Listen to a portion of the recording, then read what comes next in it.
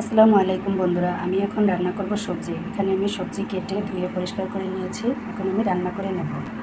Soybean তেল, কয়েকটা জিরা, তেজপাতা, সামান্য হলুদের গুঁড়া, দিয়ে দিচ্ছি ডিম,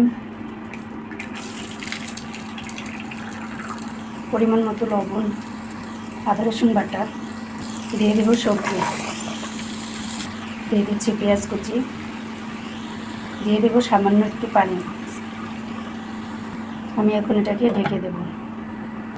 দিয়ে দিচ্ছি কয়েকটা কাঁচামরিচ, দিয়ে দিচ্ছি সামান্য একটু চিনি। বন্ধুরা, দিয়ে দিচ্ছি কর্নফ্লাওয়ার,